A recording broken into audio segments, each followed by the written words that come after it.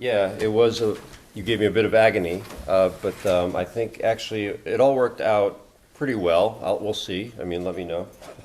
Um, so I should just say, first of all, thank you for inviting me to this wonderful conference. And I had been meaning to write about indoctrination for a while. I'm going to talk later about indoctrination, but in the United States, and I am curious what goes on in other countries, there really isn't an indoctrination defense.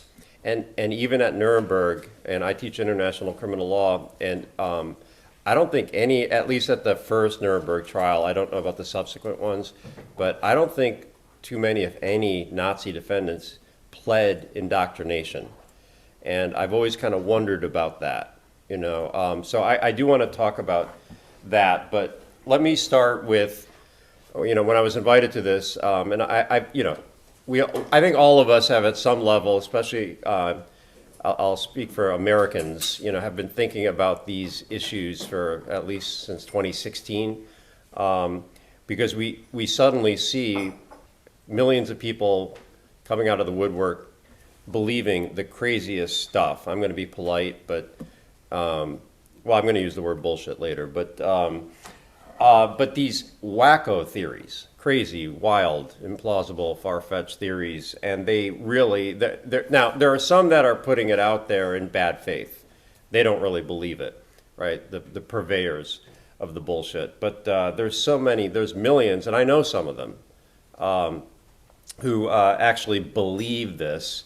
There is a question whether sometimes this is more A-leaf than B-leaf. It's sort of an attitudinal thing. Yeah, I believe, you know, like where they don't really adopt or subscribe to the proposition, but they love it. You know, they love it being said, and they have a certain attitude toward it. But I think there are millions of people who actually believe it. They adopt these propositions. Some are crazier than others. Like I look at anti-vaccinationism as slightly less crazy because there seems to be scientists, and when people go online, they find what seem to be respected authorities saying, hey, they don't work. You know, so I look at that as slightly less crazy. But the birtherism stuff, all the deep state conspiracies, I mean, you know, all Democrats are pedophiles and groomers. I mean, some people really believe this. I've been accused of being. They just say, "Oh, you must be a pedophile. You're a Democrat," and you know, and so on. The Pizzagate, right? So really, you know, how do they believe this has been a question that's I think that many Americans certainly are asking.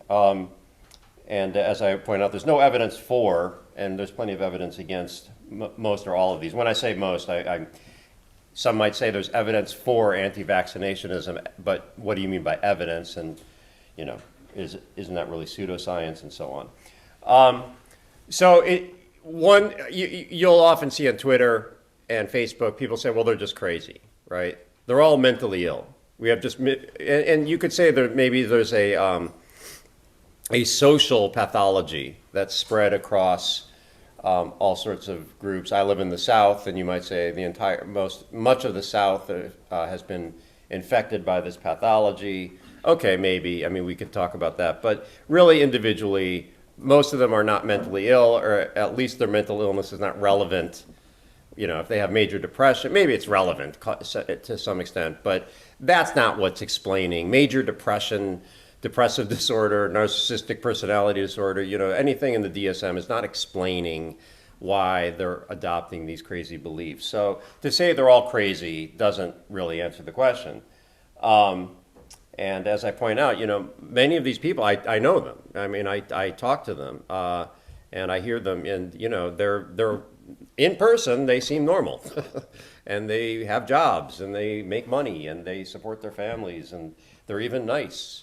And then they go spouting this horrible, crazy stuff. So I call it a paradox, right? It's the crazy paradox. They have all these crazy beliefs. They genuinely will fight you on them. They really believe this stuff, but they're not crazy. So how do we explain this? And you know, and we've been talking about this. You know, we were talking about this yesterday. We'll continue talking about it today. But how do normally, at least minimally rational people buy the most irrational BS, right? Buy into the most irrational BS. And so I'm using the word bullshit, and Harry Frankfurt's got a very famous book on bullshit, and I'm using it in his sense, which is the standard sense that we all mean by it. But what explains this disconnect, right? And I know people in my family who buy into this, and they're smart people. So it's really just a hard and I think fascinating problem. So I want to talk about kind of three things. One is my answer to that question, and my answer is most or all of them suffer from weakness of mind, and it's a concept that I think when I translate it, you might say, well, there's nothing new there, but I haven't seen anybody speak in that use that language, weak minds or weakness of mind. And I'll explain what I mean. I do not mean low intelligence.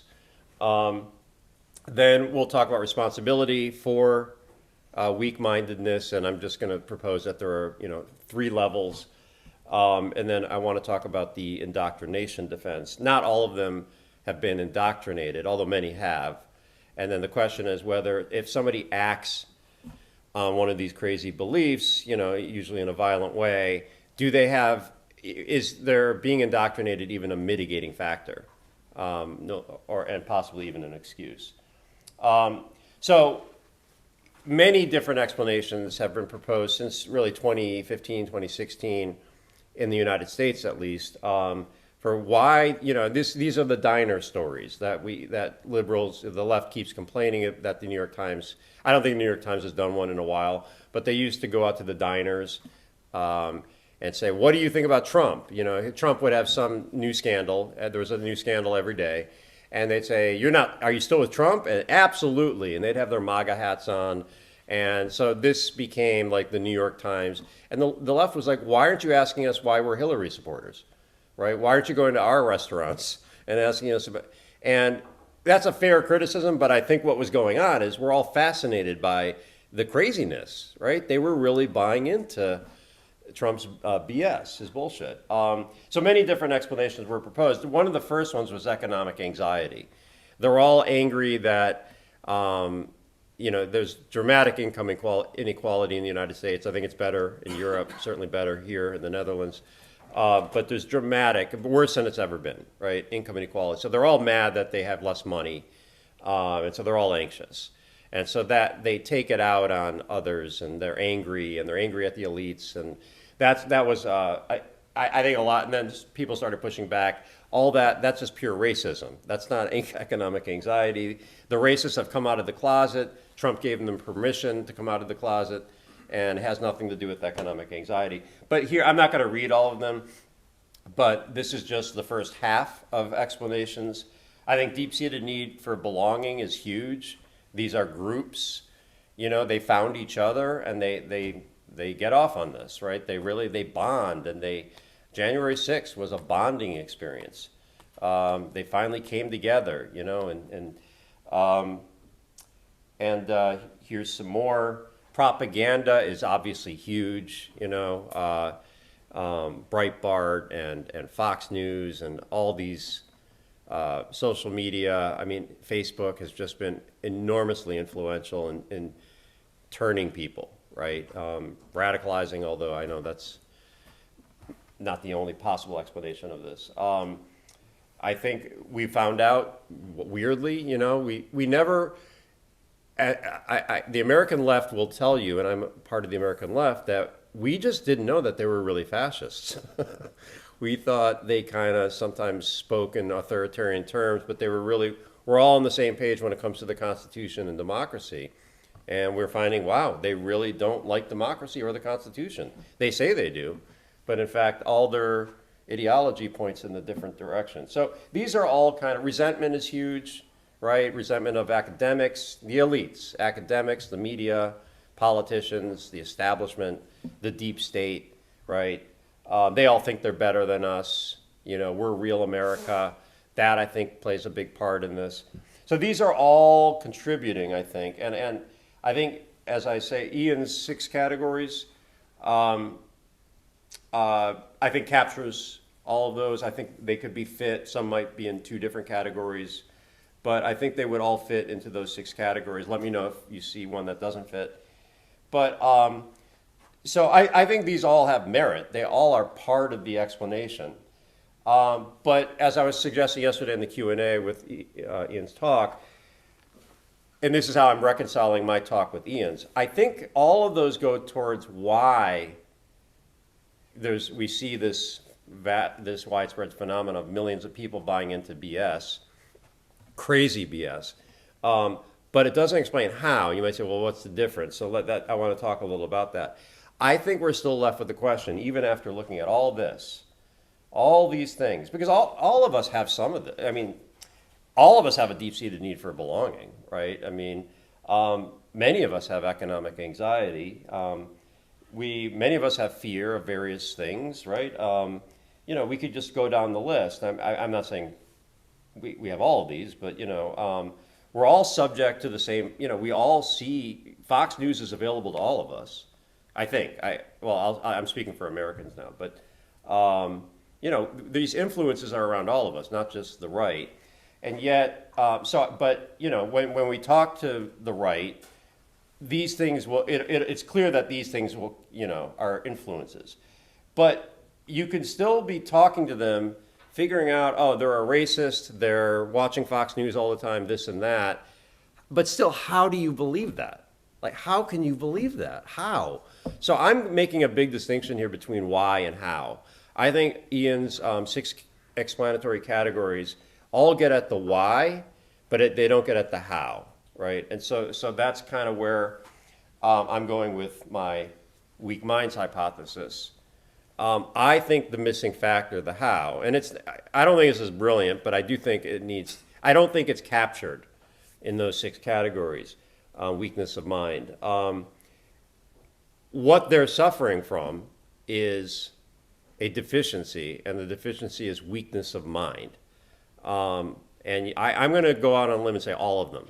Every single person who insists that, on Pizzagate or Sandy Hook was a hoax, it was crisis actors, that they are suffering from a weak mind. And then the question is, what does that mean, and where am I getting that from? I do not mean low intelligence. I think there are many smart people, including the people I know, who subscribe to some or many of these theories, conspiracy theories, crazy conspiracy theories, who are not dumb. They have degrees, they have high-paying jobs. This was another myth, after Trump won the 2016 election, that they were all uneducated, country bumpkins that elected him.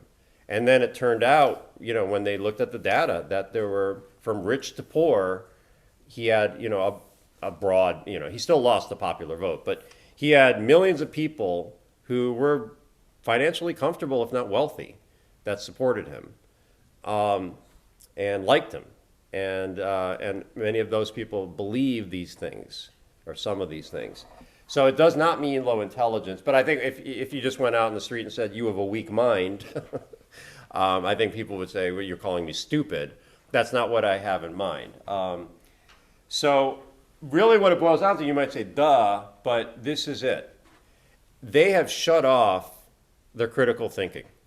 And I know somebody mentioned yesterday that there's now, maybe it was Ian, there are studies now that what does critical thinking mean, and they're kind of dissecting critical thinking. This is a literature I have to really delve into. I pulled a bunch of articles, and I know there's a deep literature here. But I think that's the bottom line. At some point, there's a switch that they flicked in their brains, and now, and they just kind of closed their minds off to certain information and just let other information come in. So things that you and I would just say, no frickin' way, is coming into their brain, and there's not a censor. And then the question is, what responsibility do they have for flicking that switch? So we'll talk about that. So you might say, well, duh, this is obvious, but is it? I mean, again, I haven't seen anybody really speaking about weak minds or weakness of mind. I hear them, you will in the media, they'll talk about stupidity, intelligence, indoctrination, and so on, but they don't really talk about weak minds. So the closed cause and what the free will and responsibility people love to talk about is acrasia or weakness of will, and that that's well trodden ground ever since Plato. Plato was asked the question, how can we ever act against our better judgment? If you think you're choosing between A and B, and A seems to be the better choice, how could you possibly go with B? And yet we do this all the time. Anybody who's been on a diet, when you give, anytime you give into temptation, or you made a promise to somebody and you're really tempted to break the promise so you can go to the party or the movie or whatever, right? And then if you break the promise or you do the wrong thing and you're trying to explain it to somebody, you say, I was weak. And that's an explanation. What is it a good excuse? Sometimes not. Depends on the harm done, right? Was it a promise to go feed somebody's dog and the dog died? That's pretty bad. I was weak. I is not going to be very good. But I meant to bring over your mail, and instead I went to the movie. I was weak. I'm sorry. It's okay. Fine. No, not much harm there. So anyway, but it's an explanation, and whether it's a good excuse or not really depends on the level of harm, I think. But what I'm pointing out here is it is somewhat mysterious still, how we can act against our better judgment, right? It seems like, Plato and Socrates, there was a kind of a sense that you can't possibly do that. If you really think A is better than B, then you can't possibly go with B. And so, in effect, if you went with B, you really thought B was better than A, is kind of where they go with that. We hear this, you're really expressing your values. If you go with B, that's really your value. You may think A was your stronger value, but B was really your stronger value, right? So that's weakness of will, and I'm suggesting the same thing with weakness of mind. It's the cognitive equivalent, right, or analog. Or maybe you might say the doxastic, the belief equivalent of weak will. So it's a weak, and it is interesting. Weakness of will is almost always discussed in terms of behavior, action, not in terms of cognition. And so what I'm suggesting is kind of bring weakness of will into the mind to explain the right-wing extremists, right? And that would help explain how they believe this, not merely why. The why would be why they switched why they turned off their sensor, their critical sensor, why they turned off their critical thinking. Then you get into the racism and the propaganda and all that. But the how, the mechanism that they all share in their heads is this turning it off, right? And that's how I would reconcile it. I think everything Ian was talking about yesterday, and Ian, you can challenge me later, I think is going towards the why they are in this situation. And that can vary from individual to individual and group to group. And maybe, explanations 1 and 6 or 1 and 5, and, explain this person, 2 and 4 explain this person. And I buy that. I think there are many different explanations, and there's going to be different combinations that explain different individuals and groups. But in the end, everything has to be filtered through somebody's brain. And what I think all the right-wing extremists share is a weak mind. So that's kind of and that explains how they're buying into this. This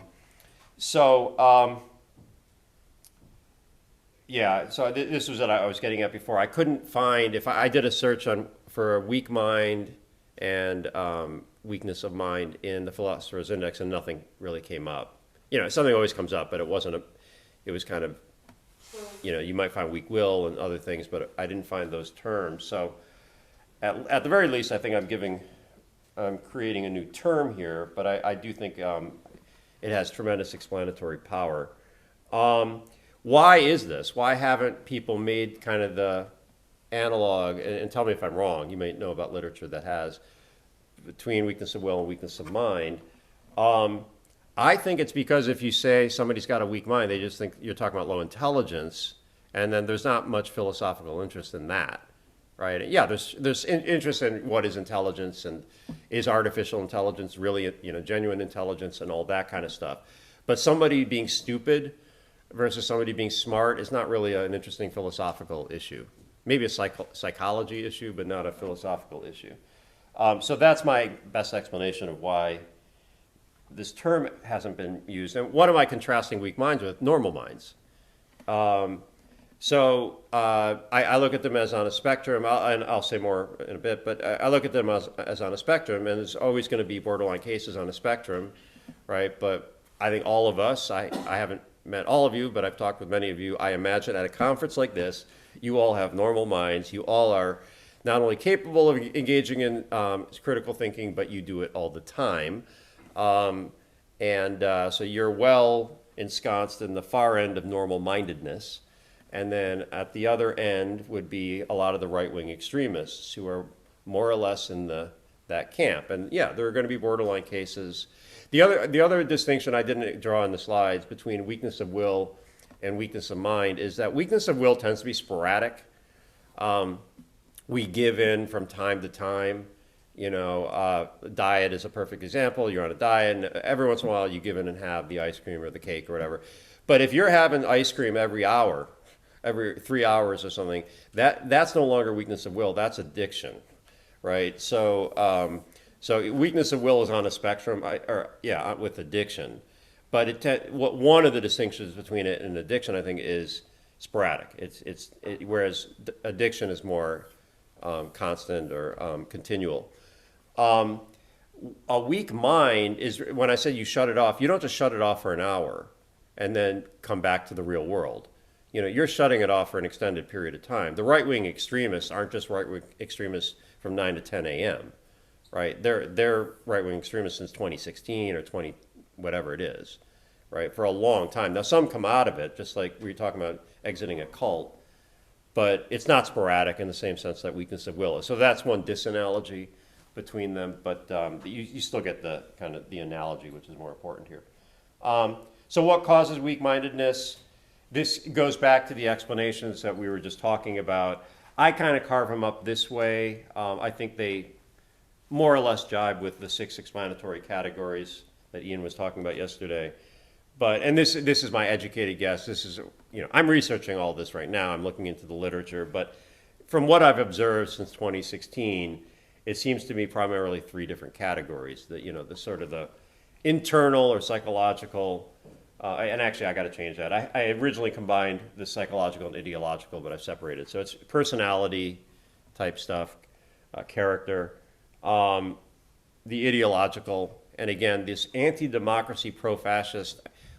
I'm just telling you, most Americans, most of the left are shocked still. They can't believe that they really support fascism. After everything we've seen in the 20th century, they just can't believe that the right has gone that far. And, the right traditionally has been very pro-national security and law and order and, at least in the rhetoric. And suddenly here they are, they're supporting Putin, they're trying to steal elections. They're all for voter suppression. And many are becoming more and more explicit about it. Democracy doesn't work. It's too messy. It's not efficient. If you want to get things done, let's just go the Putin route. So they're actually kind of saying these things now. And then the situational, which I've kind of lumped in, social, external, and environmental. But these, I think, are the main causes of why somebody would shut it off, right? There are pressures, and these all.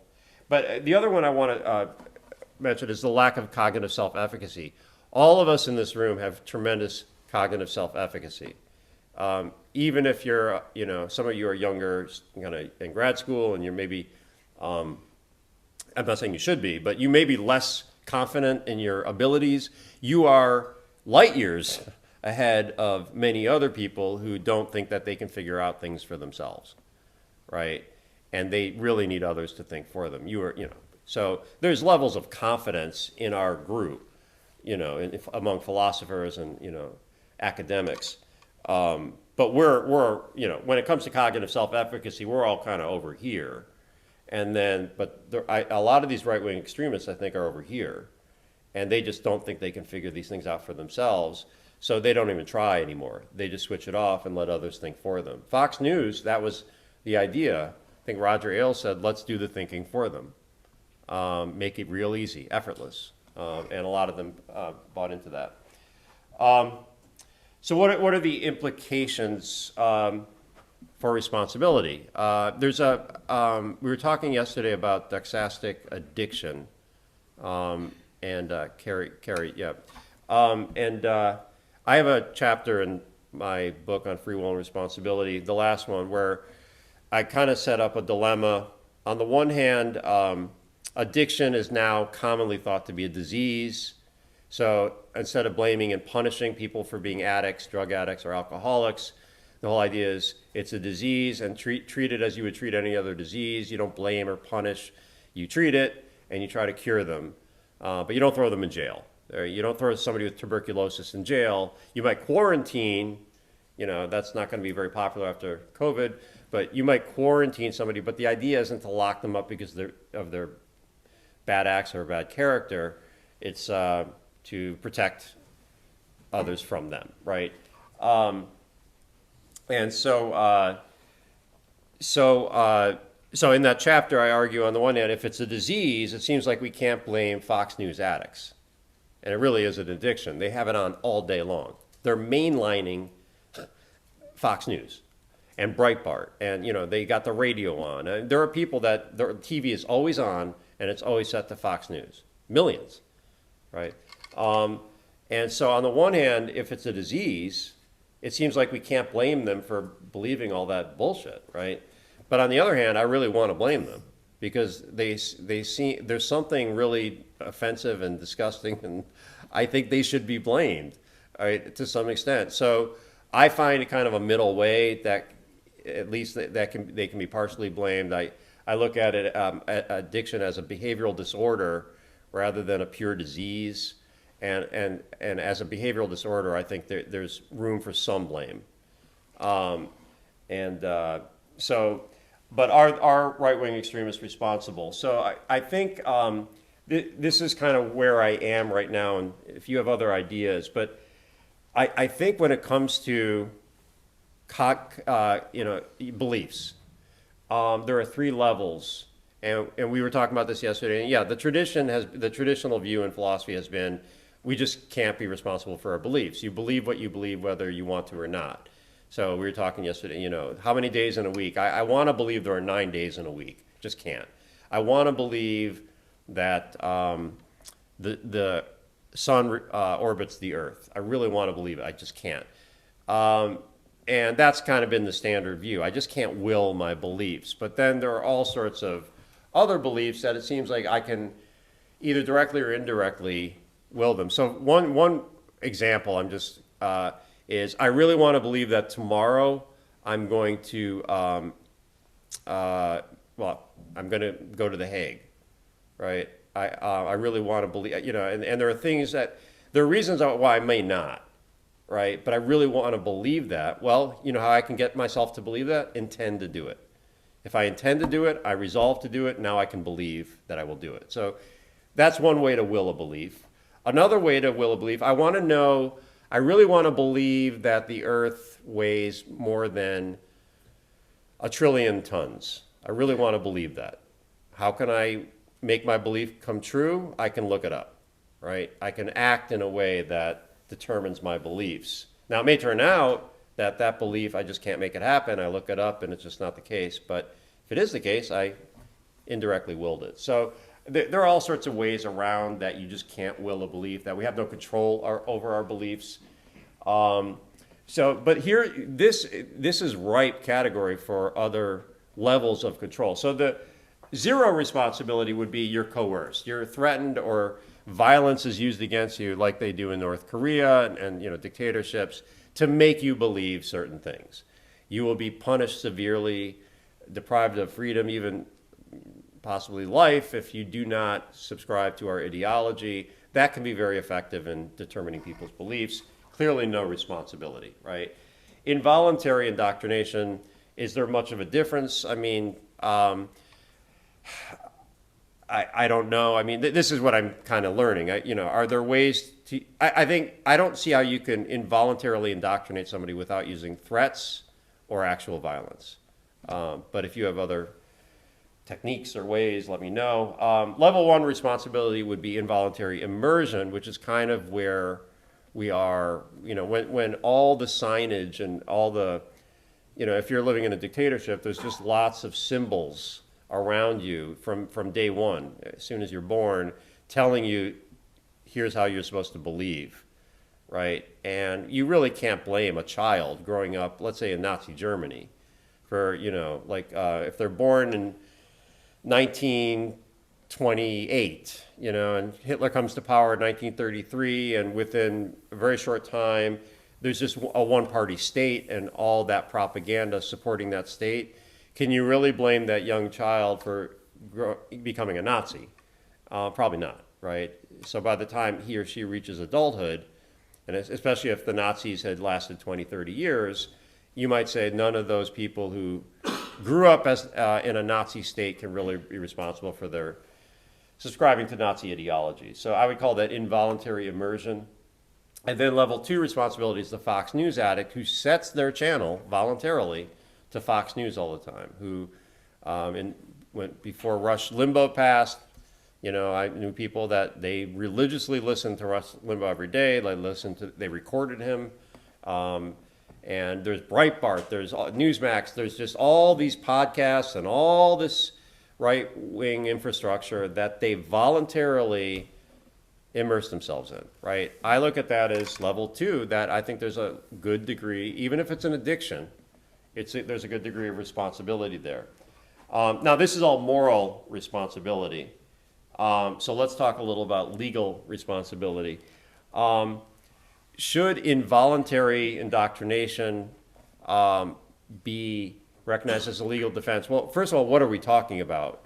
We're talking about people who have been involuntarily indoctrinated either as children or as adults, and then have committed a crime on the basis of that indoctrination. So I think January 6th is a really good example of people who have been turned, right? They probably years before, they became committed right-wing extremists, Proud Boys, Oath Keepers, whatever. They believed this stuff. They believed Trump was their savior, our savior, America's savior. They believed that the election was stolen because that's what he told them. And they believed they were fighting the good fight to take their country back and their government back for the rightful owners, right? They really sincerely believed all that.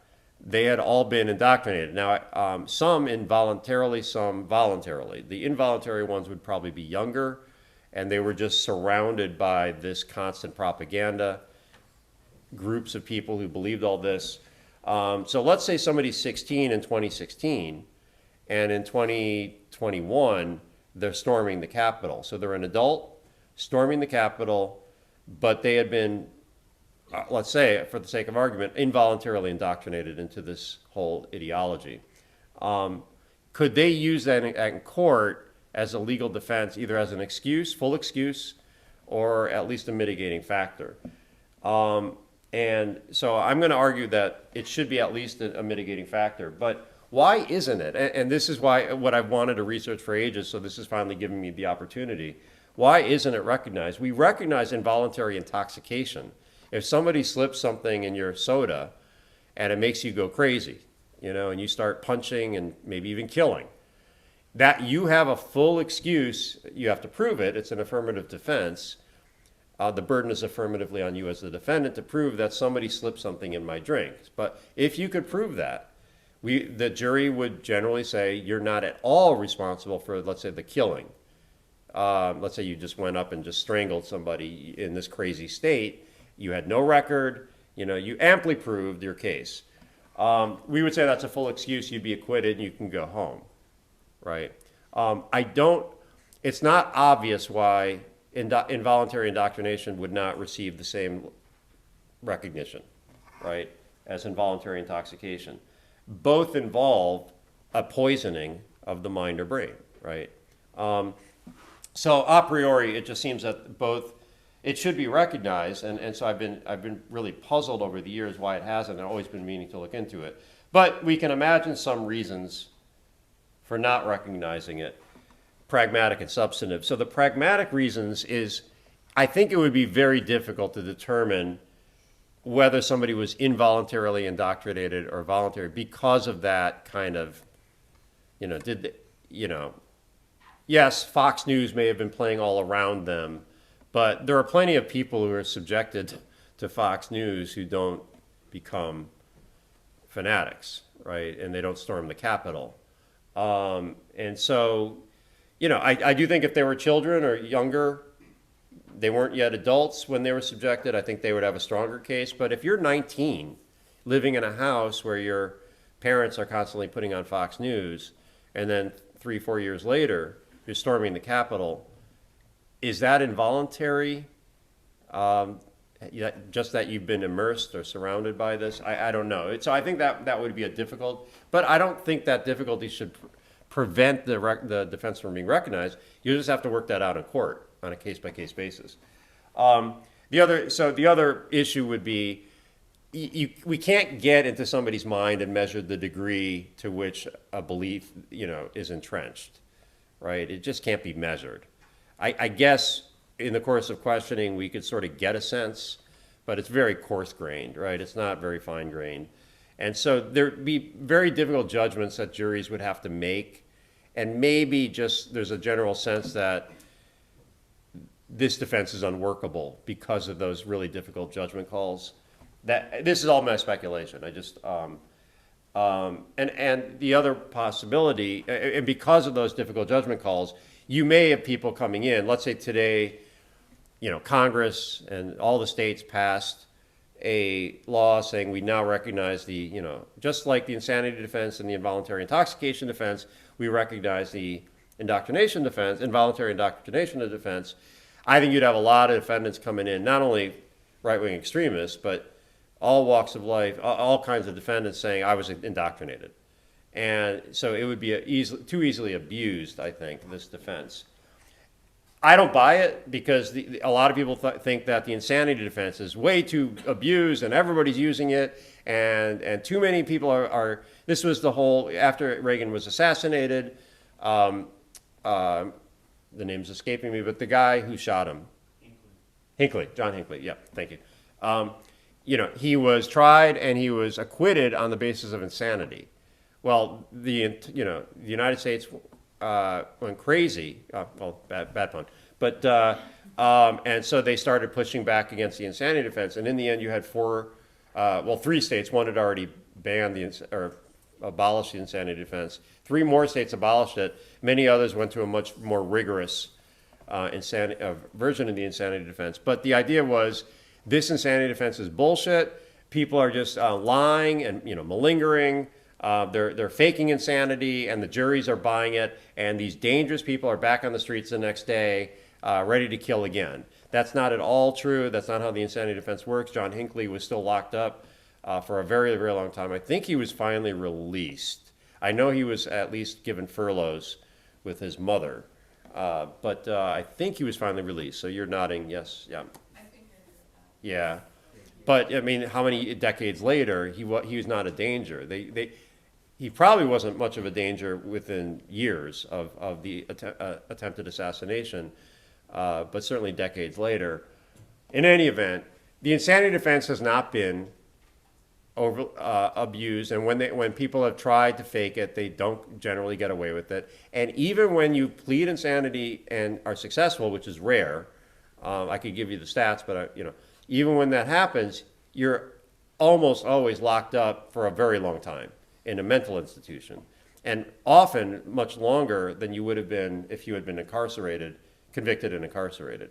So the idea that it'll be abused and there'll be chaos, I just think is a bad argument, but I think that's playing into people's fears of recognizing this defense to the extent that people have even thought about this. Because again, I don't know to what extent people have thought about this. The substantive reason, I think, if you went to like a bunch, a judge's conference or a lawyer's conference, and you said, let's pass the indoctrination defense, who's with me? I think you'd have a lot of skepticism, not only for the pragmatic reasons, but then for this reason. Really, so a 19-year-old is subjected to a lot of Fox News, and 3-4 years later, he's storming the Capitol. He pleads indoctrination, and that's supposed to at least even mitigate. Really, the kid should have known better. The adult should have known better, right? I mean, we all know right and wrong. This isn't that hard. This isn't insanity. We already recognize that. This is him. This is he knew right and wrong, and he knowingly did the wrong thing. No defense. I think that's what's going on. Again, if you were to present this to people, but let me just say, I think this is not a great argument because there are weak minds. There are many weak minds out there. So one question that I have not resolved, and I'm still working on it, and I'll talk a little more about it when I get to the objections, is when they switch off their critical thinking, is that a voluntary choice? Right? So we've seen the explanations of why people do this: propaganda, peer pressure, racism, right? There's going to be different reasons for different people. But at some point, it goes off. Maybe early on in their lives, maybe later in their life. But it goes off. And then all the bullshit that comes into their brain, they just accept. The right-wing bullshit. Are they responsible for that flicking of the switch?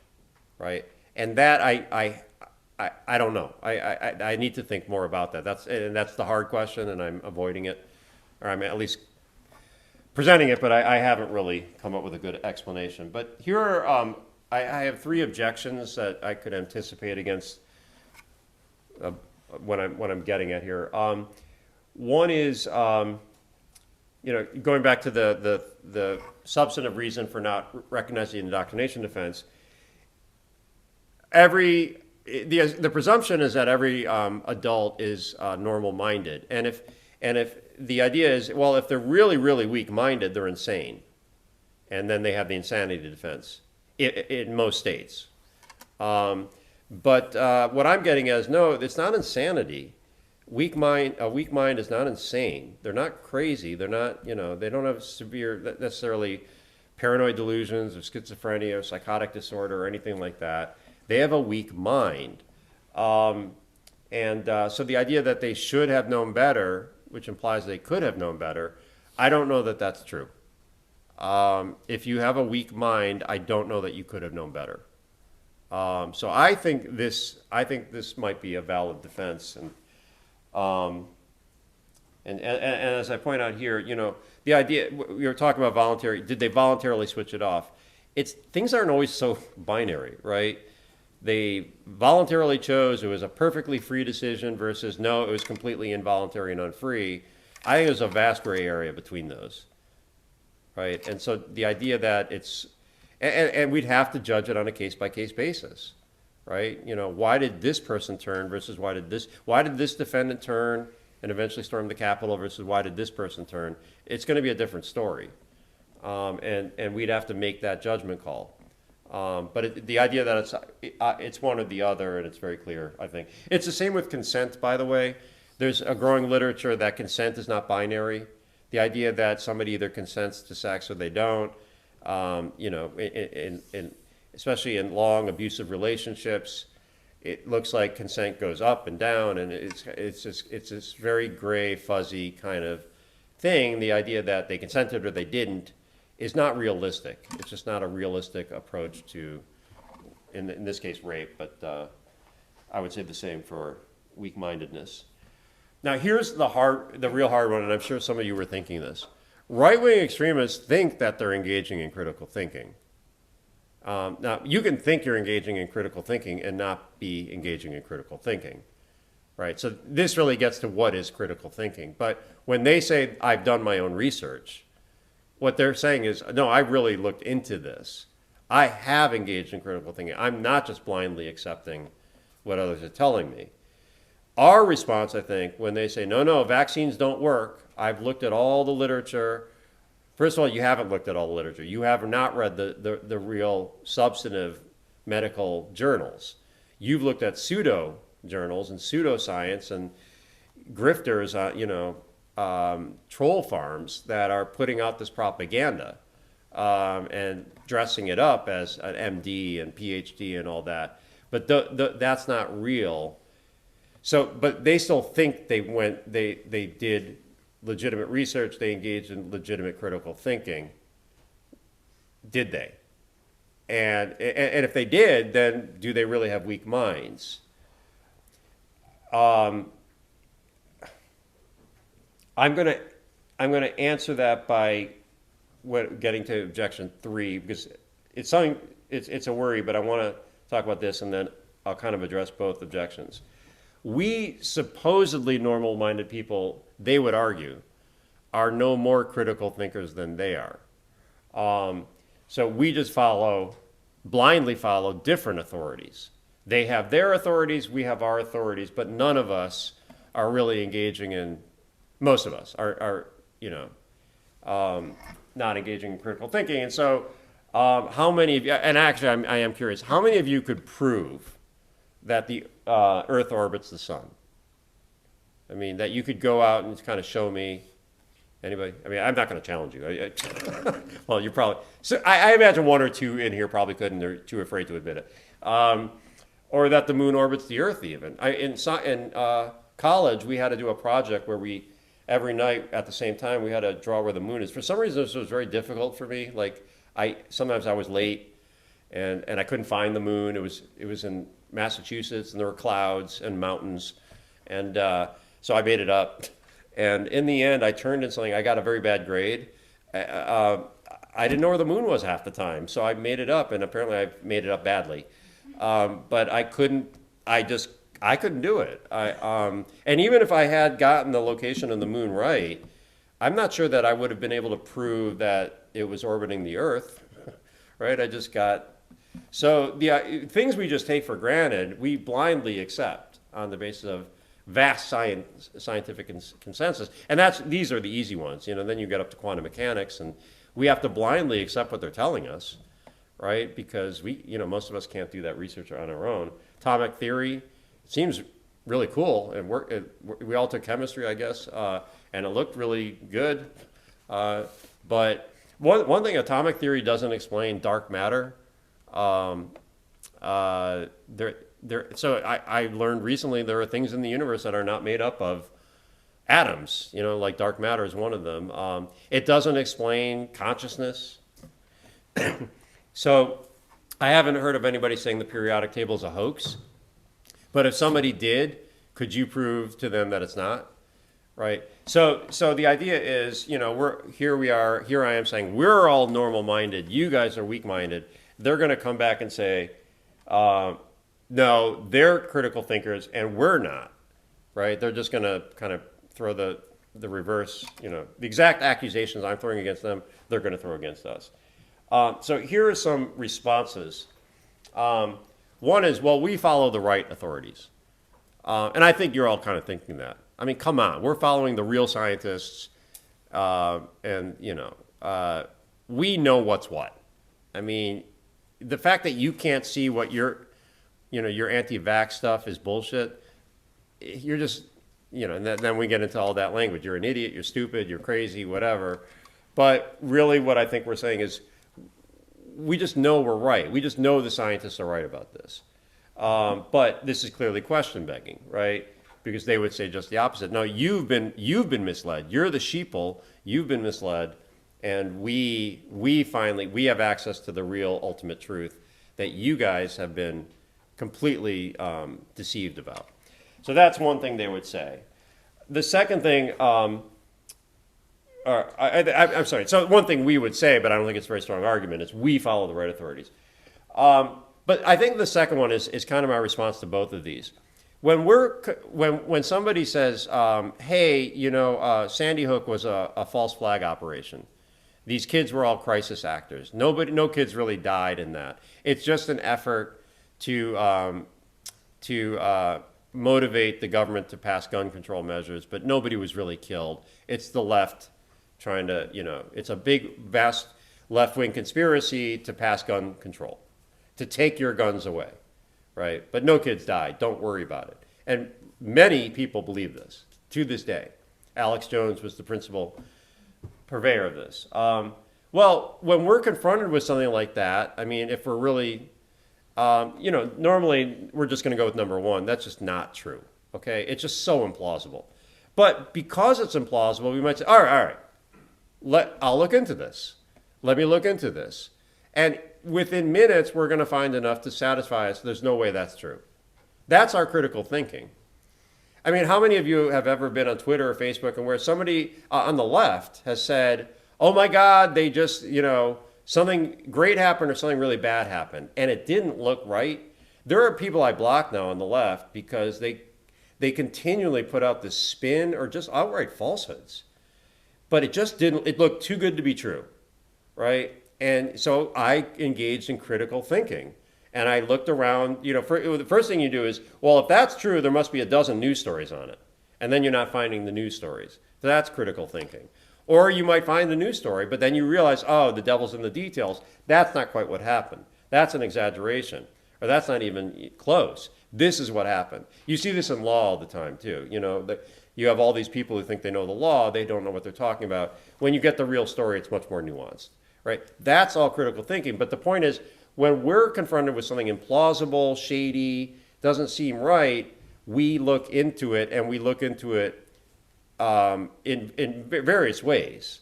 So we do engage in critical thinking. It's just, we're not going to go, we were talking yesterday about the history of the Netherlands, who was saying, I think you were saying, you're not going to do that research, right?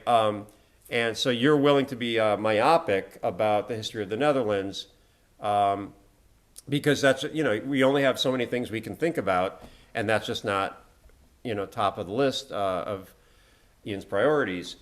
We're not going to be researching today whether the moon orbits the Earth. We're going to just accept that. Now, if that ever becomes an issue, we may look into it, right? But it's, so we're not doing critical thinking on everything.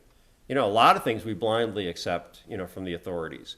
But in the universe of things that kind of really matter, right, in politics and science and so on, we, when confronted with something implausible, will do the critical thinking. And I'm arguing they do not. So that's number two. And then number three, one thing the left really doesn't do, and tell me if I'm wrong, but I mean, we really do. When confronted with challenging evidence or facts, in a heated discussion, we might make something up. I don't know. Have I done that? I hope not. But generally, we're not resorting to some implausible conspiracy theory to make sense. We might have cognitive dissonance, and we're going to do our best as good, rational academics to reconcile the conflicting beliefs or thoughts. And we may or may not succeed in that. If we don't, we're still going to walk around with that tension and be aware that it's a tension. Or we may find a way out of it. We may find, what I thought yesterday is not true. And you go into class. I go into class all the time. I told you X. I was wrong. It's Y, right? So I'm willing to correct my beliefs, and that's how we grow. That's how we learn, right? But one thing we don't do is say, well, they rigged, like when I go into my classes, I teach criminal law, and say, well, I didn't really make a mistake. It's just that Westlaw, where I do my research, they rigged it so that I said this false thing. But it's really not my fault. I mean, we don't do that. But right-wingers do, right? It's the deep state. It's the media. They're lying to you. They made this up. And they come up with these vastly implausible conspiracy theories. And again, that's not critical thinking. And so, so I think there are these, when they say we're no different, we are different. We are capable of engaging in critical thinking, and we do it when necessary. They don't. And that's the difference between a weak mind and a normal mind. So that is it. Thank you.